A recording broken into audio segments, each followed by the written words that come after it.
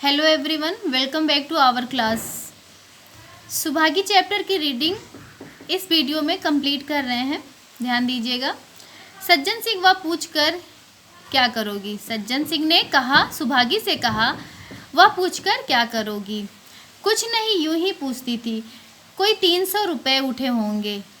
सज्जन सिंह ने कहा कि कोई 300 रुपये खर्च हुए होंगे। सुभागी ने सकुचाते हुए कहा, मैं इन रुपयों की देनदार हूँ। सुभागी ने सज्जन सिंह से कहा कि दादा, मैं इन रुपयों की देनदार हूँ। तुमसे तो मैं मांगता नहीं, मैं तो मेरे मित्र और भाई थे, उसके साथ कुछ मेरा भी तो धर्म है। आपकी यह दया क्या कम है कि आपने मेरे ऊपर विश्वास किया। मुझे कौन 300 रुपये दे देता। सज्जन सिंह सोचने लगे, इस अबला की धर्म बुद्धि का कहीं पारावार अंतिम सीमा भी है या नहीं। लक्ष्मी उन स्त्रियों में थी जिनके लिए पति वियोग जीवन स्रोत का बंद हो जाना है। लक्ष्मी उन स्त्रियों में से थी जिनके लिए पति का वियोग जीवन का स्रोत ही बंद हो जाना है। 50 वर्ष के चिर सहवास के बाद अब यह एकांत जीवन उसके लिए पहाड़ हो गया। उसे अब ज्ञात हुआ कि मेरी बुद्धि, मेरा बल, मेरी सुमति मीन्स अच्छी बुद्धि या स्वभाव, मानो मैं सबसे वंचित हो गई। उसने कितनी बार ईश्वर से विनती की थी, मुझे स्वामी के सामने उठा लेना, मगर उसने यह विनती स्वीकार न की। मौत पर अपना काबू नहीं तो क्या जीवन पर भी काबू नहीं। वह लक्ष्मी जो गांव में अपनी बुद्धि के लिए मशहूर थी, जो दूसरों को सीख दिया करती थी, अब बौढ़ई मीन्स सनकी हो गई है। सीधी सी बात करते नहीं बनती। लक्ष्मी का दाना पानी उसी दिन से छूट गया। सुभागी के आग्रह पर चौके जाती, मगर कौर कंठ के नीचे, गले के नीचे नहीं उतरता। 50 वर्ष हुए, एक दिन भी ऐसा न हुआ कि पति के बिना खाए उसने खुद खाया हो। अब उस नियम को कैसे तोड़े। आखिर उसे खांसी आने लगी। दुर्बलता ने जल्द ही खाट पर डाल दिया। सुभागी अब क्या करे। ठाकुर साहब के रुपए चुकाने के लिए दिलो जान से काम करने की ज़रूरत थी। यहाँ माँ बीमार पड़ गई। अगर बाहर जाए तो माँ अकेली रहती और उसके पास बैठे तो बाहर का काम कौन करे। माँ की दशा देखकर सुभागी समझ गई कि इनका भी अब अंतिम समय आ पहुँचा है। महतो को भी तो यही ज्वर था। गांव में और फिर किसे फुर्सत थी कि दौड़ धूप करता। सज्जन सिंह दोनों वक्त आते, लक्ष्मी को देखते, दवा पिलाते, सुभागी को समझाते और चले जाते, मगर लक्ष्मी की दशा बिगड़ती जाती थी। यहाँ तक कि 15वें दिन वह भी संसार से सिधार गई।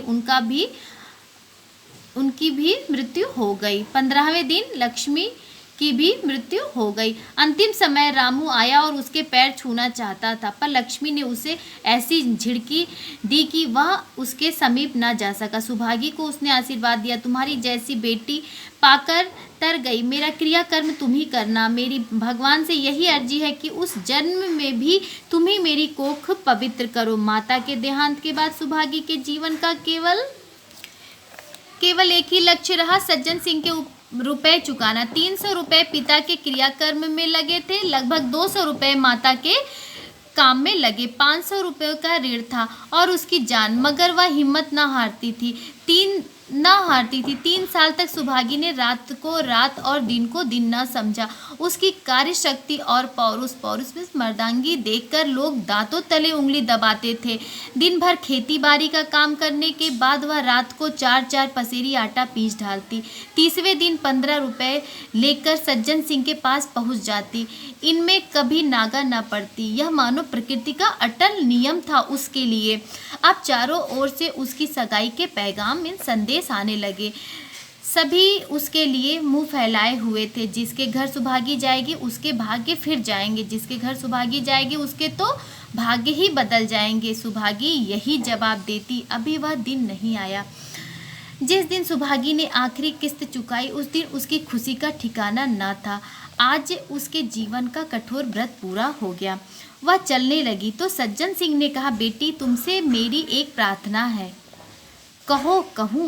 कहो ना कहूँ, मगर वचन दो कि मानोगी। सुभागी ने कृतज्ञ भाव से सुभागी ने उपकार मानने वाली भावना से देखकर कहा, दादा आपकी बात ना मानूंगी तो किसकी बात मानूंगी, मेरा तो रोया रोया आपका गुलाम है। सज्जन सिंह, अगर तुम्हारे मन में यह भाव है तो मैं ना कहूँगा। मैंने अब तक तुमसे इसलिए नहीं कहा कि तुम अपने को देनदार समझ रही थी। अब रुपए चुक गए। मेरा तुम्हारे ऊपर कोई एहसान नहीं, रत्ती भर भी नहीं। बोलो कहूँ? सुभागी बोली, आपकी जो आज्ञा हो। सज्जन सिंह, देखो इनकार ना करना, नहीं तो मैं फिर तुम्हें अपना मुंह ना दिखाऊंगा। सुभागी, क्या आज्ञा है? सज्जन सिंह, मेरी इच्छा है कि तुम मेरी बहू बनकर मेरे घर को पवित्र करो। मैं जात पात का कायल हूँ, मैं जात पात को मानता हूँ, मगर तुमने मेरे सारे बंधन तोड़ दिए। मेरा लड़का तुम्हारे नाम का पुजारी है, तुमने उसे बाहर देखा। बोलो मंजूर करती हो? सुभागी, दादा इतना सम्मान पाकर पागल हो जाऊंगी। सज्जन सिंह, तुम्हारा सम्मान भगवान कर रहे हैं, तुम साक्षात भगवती का अवतार हो। सुभागी, मैं तो आपको अपना पिता समझती हूँ, आप जो कुछ करेंगे मेरे भले के लिए करेंगे, आपके हुक्म को कैसे इनकार कर सकती हूँ। सज्जन सिंह ने उसके माथे पर हाथ रखकर कहा, बेटी तुम्हारा सुहाग अमर हो, तुमने मेरी बात रख ली, मुझे सौभाग्यशाली संसार में और कौन है। सो स्टूडेंट्स, इस चैप्टर की रीडिंग कंप्लीट हुई। आइए वर्ड मीनिंग देखते हैं।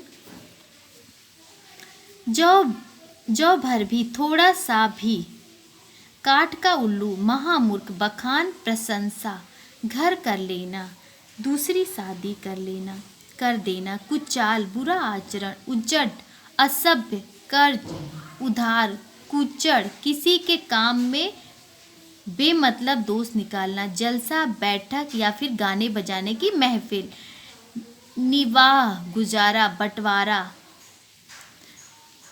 बारह बाट मीन्स बंटवारा, तिरिया चरित्र, स्त्रियों का चरित्र, सज्जल, जल से युक्त, अंत्येष्टि, अंतिम संस्कार, इफरात मीन्स अत्यधिक होना, अबला, कमजोर स्त्री, पारावार, अंतिम सीमा, सुमति, अच्छी बुद्धि या स्वभाव, बौढ़ी मीन्स सनकी, कंठ, गला या फिर हलक, परवाना, बुलावा, संसार से सिधार जाना, मर जाना, पौरुष, मर्दांगी, पैगाम, संदेश, कृतज्ञ भाव, उपकार मानने की भावना, कायल, मानने वाला।